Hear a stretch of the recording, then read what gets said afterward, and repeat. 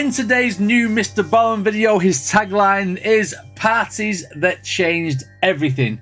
Top 2 stories that sound fake but are 100% true." Episode 31. I didn't even know there was other ones of this, so I'm gonna have to check them out in the future as well. Anyway, let's see what Mrballen does this like button.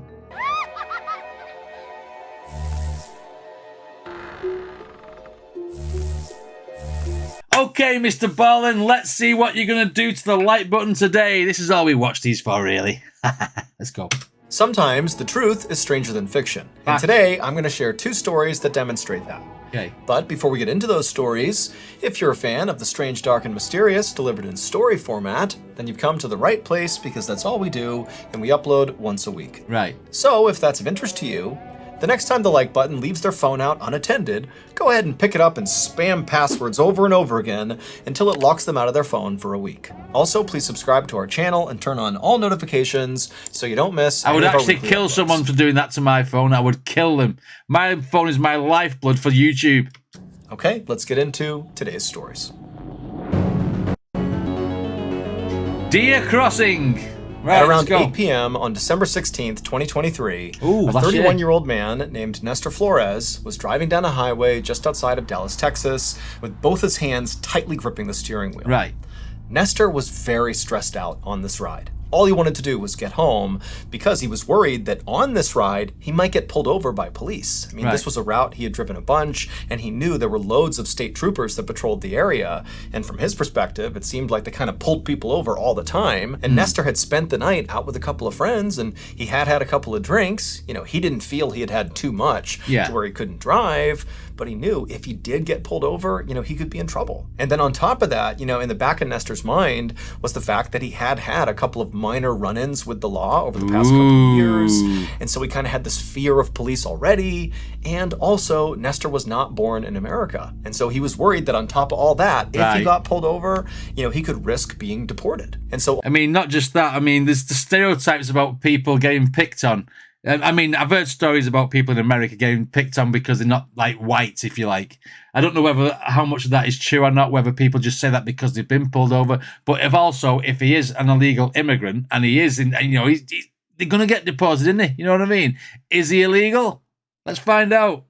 he was worried that on top of all that, if he got pulled over, you know, he could risk being deported. And so on whole, Nestor just does not want to see any police officer. He just wants to get home and go to bed. Yeah. And so as Nestor is doing his best to not draw any suspicion to himself and is trying to follow all the rules of the road, he decides to have a sip of his Diet Coke. And his Diet Coke was right in the middle console. And so as he's driving eyes straight ahead, he reaches down and he grabs the Coke, he pulls it up, he uncaps it, takes a sip. But then as he puts the drink back down, again, he's keeping his eyes on the road, he hits something with the drink. And he feels the drink slosh out of his cup and it hits his hand. And instinctively, you know, he took his eyes off the road and looked down at the Coke, and he managed to put the drink back in its cup holder. And then when he brought his eyes back to the road, there was a deer in the middle of the road. He was too close to swerve out of the way, and so at full speed, he smashes into this deer. The deer hits his front windshield and basically caves in the passenger side windshield and flips up and over the back of his car. I made this joke the other day. Oh dear! I also said, come at me, for the dad joke. I mean, we all do. We all like have a sip of something when we're driving. We all sometimes eat things when we're driving. I mean, it's all right when you've got an automatic car because you've got a hand free. But if you're doing gears and stuff, you know, you've not got a hand free. No excuse for hitting a date right in front of you, though. Basically caves in the passenger side windshield and flips up and over the back of his car. And Nestor, amazingly, was composed enough to not swerve wildly post-impact because he knew if he did that, he could run into oncoming traffic or something. And so he just kept on going straight and gradually slowed down and pulled off the side of the road. And as he did, he looked over his shoulder, seeing if this deer was basically lying in the road, or even worse, maybe it hit some other car. Right. But when he looked over his shoulder, the road was clear. There was no deer. Now, even though Nestor was obviously very shaken up at this point, I mean, he just had this horrible car accident with this deer, and he's already on edge about getting pulled over by police, But for the moment, it was just peaceful on the highway. No cops were coming up to him, and he's pulled over to the side. Physically he was okay. It seemed like the deer was okay. It clearly ran off the road or something. And there was damage to his car. The deer really smashed in the front of his car, and the windshield, especially on the passenger side, was basically caved in. But Nestor was able to see through his side of the windshield, and when he put the car back in drive and hit the gas, the car seemed to drive just fine. But, a car with a smashed windscreen and damage on the front is going to cause attention, and it's going to get you pulled over because the cops are going to want to know if your car is roadworthy and why you're driving it in that state. I don't mean the state he's driving in. I mean the state the car's in. Do you know what I mean? As in, what sort of condition it's in. Right, okay. Why is the deer not there? And so even though Nestor felt kind of bad that he had smashed this deer, he thought, what am I going to do? Go find the deer and make sure it's okay? He can't really do anything. No. It's nighttime. And so he made the decision that, nobody saw this and it seems like everything's okay. So I'm just going to drive home and I'll take care of my car tomorrow. Right. But after driving 38 more miles from the impact site, Nestor's car began making this horrible rattling sound from the engine, and also smoke began to billow up out of the front of his car. He's macking his radiator. And so Nestor knew, this is so conspicuous. He's going to get pulled over if he doesn't stop. And so feeling really annoyed, because he was actually pretty close to home at this point, Nestor pulled off the highway and came to a stop in a parking lot of a fast food restaurant. So at first, all Nestor did was just turn off his car and wait for a couple of minutes in hopes that, that would be enough to cure his car. But after No, because if it's overheated, you're just going to leave it for a minute. When it overheats, or if you've cracked your radiator and all the water's come out of it, then it's going to work for about 5 minutes and start overheating again. You need to put more water in. It's clearly the cooling system that's gone. Right, let's go. Couple of minutes in hopes that, that would be enough Probably the radiator. To cure his car. But after a couple of minutes, the smoke continued to billow out of his car, and then when he tried to turn it back on again, the car simply wouldn't start. And so at this point, Nestor knew he had to call a tow truck. But when he reached for his phone was dead, and he didn't have a phone charger in his car. What? And so he's like, great, I can't even call a tow truck. But then he looked up and saw the fast food restaurant was open, and he decided he would just go in there, and he would ask one of them if they had a charger. So Nestor gets out of his smoking car, he walks into the restaurant, he goes up to the counter, and he asks the person behind the counter, hey, my phone's dead, do you have a charger? Do you mind charging my phone? But the employee, they didn't say anything back to Nestor. They just stood there with their mouths open and their eyes wide, staring at Nestor, like they couldn't believe what they were looking at. And so Nestor's thinking, what's wrong with this person? He banged his head and he's got blood all over his face, doesn't know he's not seen himself or something like that. What's going on? Nestor, they couldn't believe what they were looking at. And so Nestor's thinking, what's wrong with this person? Yeah. Hey, do you have a charger or not? And the employee, who by this point is pale as a ghost, just shook their head at Nestor, no, they don't have a charger. And then they just stood there, still staring at Nestor. And so now Nestor is genuinely just furious. The whole night has completely derailed here. All he wanted to do was get home, and it's one horrible thing happens after another. And so Nestor was just okay, fine. And he turned around and he left the restaurant and went back to his car, thinking maybe if I search the whole vehicle, there's bound to be a charger in there somewhere. And so Nestor gets back into his car, he climbs into the driver's seat, he shuts the door, and as he begins looking around his car for this charger, he begins to feel really sleepy. And actually, he eventually just kind of leans forward and falls asleep in his car. More than 2 hours later, Nestor woke up to the sound of somebody tapping on his window. And so Nestor groggily turned and looked, and it was like the worst case scenario. It was a police officer who was shining his... Coffee. Excuse me, sir. Why is your car in this condition? Why are you asleep at the wheel? Did you crash it while you was asleep? Deported! Right, okay. He turned and looked, and it was like the worst case scenario. It was a police officer who was shining his flashlight into the vehicle, clearly gesturing for Nestor to roll his window down. And so Nestor was totally compliant. He rolled the window down, and he looked at the officer, and before Nestor could even say... Hang on! It's 2023. He rolled the window down. Was it not? It's 2023. Nobody has windy windows anymore. Sorry, I'm going off topic. Nestor was totally compliant. He rolled the window down, and he looked at the officer, and before Nestor could even say anything, the officer said, "Get out of the car." So Nestor, he gets out of the car. Going home? He's thinking to himself, why is he acting so aggressively towards me? What have I done here? And so Nestor, he gets out of the car, and again, before Nestor can ask any questions, the officer just says to Nestor, What happened tonight? Like, what's going on here? And so Nestor, he knows his car is jacked up, and here he is sleeping in the parking lot. And so he turns to the officer and begins explaining the deer story. He was driving down the road, he hits this deer, it went over the top, he didn't see it, he didn't report it. And as he's telling the officer this, he's thinking, oh my gosh, like, is there a law? Like, if you hit a deer, are you supposed to report it? Is that what's going on? Maybe the deer did die, and it was in the middle of the road, and somebody saw his license plate, and now the cop was here. And so Nestor began to panic, trying to explain the logic behind leaving the deer and how sorry he was. He should have stopped, he should have called the police. But the officer finally just put up his hand, telling Nestor to stop talking, and then the officer took his flashlight and he shined it past Nestor at his car. And when the officer did that, the officer immediately grabbed his radio and began barking orders into it, saying he needed backup. And so Nestor's like, what is going on here? Like, this whole night has been such a disaster. Like, what did I do? And so Nestor, he turned to see what the cop was looking at on his car that would elicit such a big response from him. Okay. And when he looked at the passenger seat of his car, where the cop's light was now shining, Nestor froze for a second and then just started to scream. It would turn out that even though Nestor believed he had only had, a few drinks and he was okay to drive, the reality was he was completely annihilated drunk and should never have been behind the wheel. And when he was driving on the highway, anxiously trying to get home, well, he didn't hit a deer. He hit a 45-year-old pedestrian named Terry Ivory, and he hit this guy with so much force that Terry went through the windshield on the passenger side and then landed in the passenger seat, minus one leg, which had been severed on impact. And then Terry's dead body sat there in the passenger seat with Nestor having no idea. He thinks there's a deer back there, but there was never a deer. There's just a dead... How's he not seen him? Drunk or not?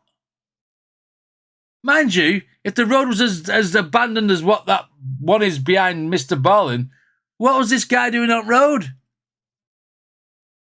Wow. Should never drink and drive, kids.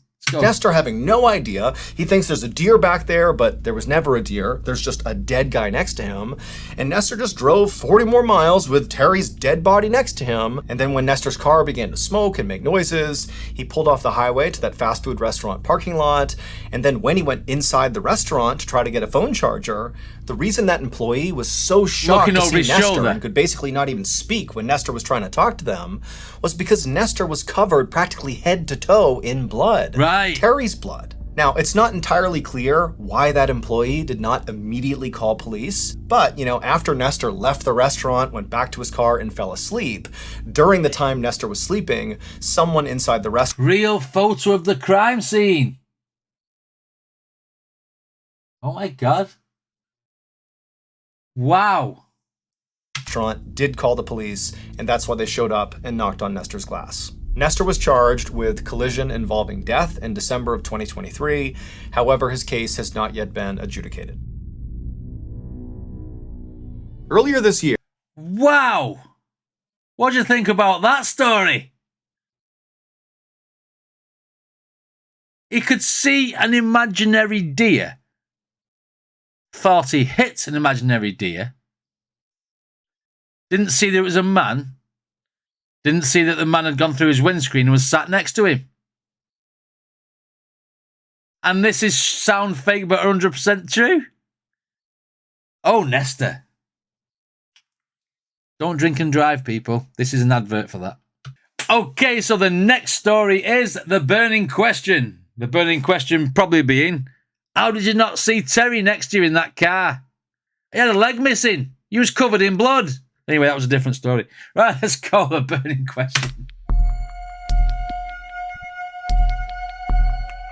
On the afternoon of December 15th, 1997, a brand new mother named Luz Cuevas sat on her couch in her little apartment in Philadelphia, Pennsylvania, cradling her beautiful 10-day-old baby girl, who she had named Delamar Vera. Okay. And in the room with Luz and her daughter were some members of Luz's extended family who had come over to meet the baby. And so for about an hour, the family all took turns, holding the baby and complimenting how cute her little dimples looked. And then eventually the baby started to get fussy, at which point Luz said she was going to take her upstairs and put her to bed. And so Luce brought Delamar upstairs to her nursery, and she put the baby down in her crib, and she stayed with her for a bit until Delamar finally had kind of dozed off to sleep. And so after being sure that her daughter wasn't going to stir, Luce got up and she began making her way towards the door, and right before she left, she made sure to plug in the space heater for her daughter's room to make sure it would stay warm enough while her daughter slept. Them things, those stupid inventions are the reason for so many house fires. Because they're shite. They're rubbish. This kid in the cot is going to get a suntan off that or something like that. That's what I'm predicting. Right, okay. They should never be approved for home use. Plug in the space heater for her daughter's room to make sure it would stay warm enough while her daughter hazard slept. And then after that, she left the room, shut the nursery door, and went back downstairs to rejoin her family. Luce's family didn't stick around much longer after Luce came downstairs, and after they were all gone, Luce realized she was totally exhausted and her daughter was still fast asleep upstairs, and so Luce decided she would also lie down and try to take a nap herself. Right. But as soon as she closed her eyes, she heard this loud thud sound coming from the second floor, and it sounded like something really heavy had smashed into the ground, and she's thinking, her daughter's up there. Could that be her daughter somehow falling out of the crib or something? And so Luce jumped up, sprinted upstairs, and as she looked down the hall, she could clearly see there was black smoke billowing out of her daughter's nursery. And so what did I say? What did I just say? That heater's caught fire, or it set the carpet on fire, or set the room on fire. Dangerous. Rubbish. Should always be condemned. Clearly see there was black smoke billowing out of her daughter's nursery. Black smoke means fire. And so Luce charges down the hall, she opens up the door, and she looks into her daughter's room, and it's completely engulfed in flames. I mean, everything is on fire, but it's her baby girl in there, and so without any hesitation, Luce charges into the inferno. But when she gets up to the crib, the crib is so completely on fire that when she looks in, she can't even see her daughter. And so in a craze, she begins looking around the room, thinking maybe my daughter did fall out of the crib and she's somewhere else in the room, but everything is on fire. She can't see anything. And so as Luce is literally catching on fire and breathing in all the smoke, she's screaming for her daughter. And then a couple of minutes later, firefighters burst into the door and they literally drag Luce out of the nursery. She hasn't found her daughter. She's screaming, where's my baby? But this is the way he's explaining this. It's like an episode of Chicago Fire or Backdraft or something. I can see what's going on in my head and how, oh my God, this is a very visual story. And then a couple of minutes later, firefighters burst into the door and they literally drag Luce out of the nursery. She hasn't found her daughter. She's screaming, where's my baby? But the firefighters, they bring her outside. And just a couple of minutes later, they were able to extinguish this blaze. And after they came out of the house again, they found Luce, who had all these terrible burns in her body, and she's totally messed up from this fire. And they tell her that, unfortunately, her daughter was dead. Shit. I hate stories like this where kids don't make it. That's horrible, that. From this fire, and they tell her that, unfortunately, her daughter was dead. After Delamar's death, Luce's life completely fell apart. I mean, the grief was so immense. It was like she could no longer function in society. I mean, she actually retracted from the world, stopped interacting with people, didn't see her family. She wound up getting a divorce from her husband just over the grief and the sadness of losing this child. I mean, it was like her life basically ended when her daughter's life ended. When you are in a grief-stricken state, when you can't see past the grief of obviously losing someone, especially a child like that, you'd be in a dream state. Your vision would be weird. Your mindset would be weird. You wouldn't sleep. You would be, pining for this person that you've lost, and everything would just be like a dream state or a blur, and everything. That's what that would feel like. I mean, I've had something similar when I lost my dad, but I mean, that's not losing a child. That's, it's a similar sort of feeling. But I mean, everything is always amplified when it's a child. I mean, it is to me anyway. I don't know whether that's the same with everybody else. But I mean, yeah, what a sad state of affairs. Sadness of losing this child. I mean, it was like her life basically ended when her daughter's life ended.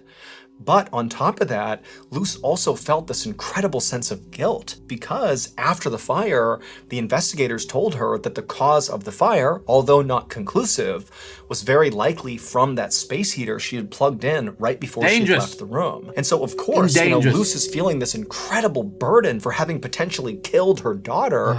But also, she just began to obsess over the details because, again, it wasn't conclusive that it was the space heater. That was their best guess as to what caused the fire. And so Luce began to wonder, like, was it something else? Was it preventable? You know, like, what was it? Basically, Luce became completely obsessed with what happened to her daughter. She's looking for a little bit of closure to find out whether it was her fault or not.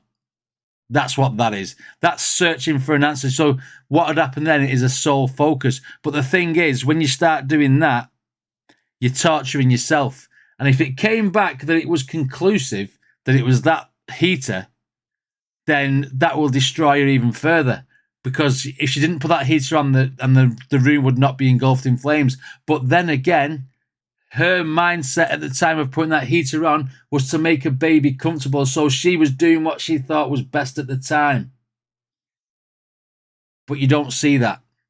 Because you see, all you think is, I put that on, it caused a fire, and that's why she's not here anymore. And that's what her mindset will be saying to her. She wouldn't even be thinking about, I was trying to make the child comfortable. Do you know what I mean? It's perspective. As an outside person looking in on this story, that's what I think would happen. You know what I mean? It was like the only thing she ever thought of for years. Fast forward to January 24th, 2004. So 6 years after the fire. And on this day, Luce was invited to a family party. There was a get-together, and, Luce basically never went to any family function or really left her house much at all. But for some reason, on this day, she decided to go out. And so she goes to this party, and when she gets there, remember, Luce has basically been a recluse for the past 6 years. And so she's not going to immediately start socializing. And so instead, she just goes in the house and kind of finds a spot in the back, kind of away from everybody else who's chatting, and just stands there, kind of people watching. And as she's doing that, something catches her attention off to the side. And when she turns to look at it and sees what it is, she immediately just freezes. 3 days later, Luce walked into the office of a local state legislator, and after saying hello, she sat down, reached into her purse, and pulled out a little plastic bag that contained a folded up napkin. And she slid it across the table to the legislator. Right. And so he picked up the bag and stared at it inquisitively as Luce dove into this wild explanation about what was in this bag and why she was here. And at the end of this totally off-the-wall, insane-sounding story, the legislator was left just kind of staring at Luce and looking back at the bag in total shock. And then finally, after a couple of moments of silence, the legislator just said, okay, yeah, I'll see what I can do. Right. It would turn out the fire was not caused by the space heater that Luce had plugged in right before she left her daughter's room. Instead, police believe after Luce came downstairs and tried to take a nap, somebody broke into her apartment, went into the nursery, and set the fire on purpose, but not before abducting the baby. And that person was one of Luce's own family members who had been at her apartment that day celebrating the birth of Della Marvera. It was Luce's husband's cousin, Carolyn Correa. And in fact, on this same day, before the fire and before the abduction, Carolyn made a point to announce to the whole family that she was pregnant, even though she wasn't. It was just going to be her couple. Holy moly! Oh, there's a light at the end of the tunnel, even though it's a very, very stupidly sad situation. Someone has took a child off somebody else and claimed it as their own. Maybe they can't have kids or something like that. But whatever it is, it's a family member who's hooked her over, set the nursery on fire to make it look like that the kid had died, when really the kid was fine. Which is the plus side, because at least the kid's alive. But what a shitty trick to put her through. 6 years thinking that her child had died. Hoo-hoo! That is something else. That's not nasty, that's evil. That is, abducting the child is bad enough and making it look like it's your own. But to put that poor woman through the lie that she thought she'd killed her own baby, that's just fucking cruel. That's evil. That is evil. That is she's been a tortured soul for 6 years. You know what I mean? And I punched her head in. To the whole family that she was pregnant, even though she wasn't. It was just going to be her cover story for why she suddenly had this brand new baby. 6 years later, when Luce was at that family party, well, the thing that caught her attention on the other side of the room was her daughter. She literally saw her daughter, and even though she hadn't seen her in 6 years, she instantly knew it was her because of her distinctive dimples. Now, Luce knew she couldn't just suddenly yell out like, "That's my daughter!" So instead, she came up with this plan. She walked up to the girl and very discreetly said, "Hey, honey, I think you got some gum in your hair." And so as she pretended to pull gum out of the child's hair, she carefully plucked a few strands and put them inside of a napkin and put it inside of her pocket. And then 3 days later, she brought that hair inside of that plastic baggie and she gave it to the legislator and basically said, "Here's what I think happened. I think she stole my kid. Can you test it for DNA to prove that girl is my daughter?" And the legislator was like, "Okay, let's give it go." a shot. And lo and behold, that hair would prove that girl at the party was her daughter. She did not die in that fire. Carolyn Correa was sentenced to 9 to 30 years in prison for abduction. She originally had an arson charge against her as well, but investigators could not actually prove how the fire started, and so they ultimately dropped those charges. Officials also launched an inquiry into how the fire department had handled the original investigation, because Luce had tried to convince fire officials that, maybe her daughter had not died in the blaze, maybe she was just missing, because when Luce went into the nursery, she claimed she couldn't even find her daughter, but investigators had told her that the fire had burned so hot that basically her daughter had been totally incinerated, and that's why she couldn't find her. Wow. In the end, though, because of her refusal to ever give up, Luce was ultimately reunited with her daughter, Delamar. Look at her face there. Look, that's not just a happy face. That is a face of relief and, thank my kid is all right. This is a woman who's going to get right back out there and be the confident woman that she needs to be, because obviously now she knows that everything's fine and she got her daughter back and she's not contributed to her death, which she thought she had. That was a shit trick. Refusal to ever give up, Luce was ultimately reunited with her daughter, Delamar. Okay. I can't believe that last story. That is beyond insane. I mean, the first story was absolutely bonkers in the fact that this guy was so blind drunk that he hit a guy, didn't realize he hit a guy, thought he hit a deer. The guy was sat next to him all the way for 40 miles. I mean, crazy. But that second one, that was evil. I wouldn't wish that on my worst enemy. To make that poor woman think that she's killed her own kid, and the grief of what if I'd have done this, what if I'd done that, when basically someone nicked a child and set the room on fire themselves on purpose. That's two things that are evil: nicking someone's child and making them think they've killed them. That was a rough Mrballen story, that second one. Jesus, didn't expect that. This was a really good episode, but for shock value. Anyway, what did you guys think of this reaction? Let me know in the comments. If you want to check out any more Mrballen reactions, there'll be a playlist right up there. Don't forget to subscribe, but more importantly, don't forget to check out the original video. I shall see you all next time.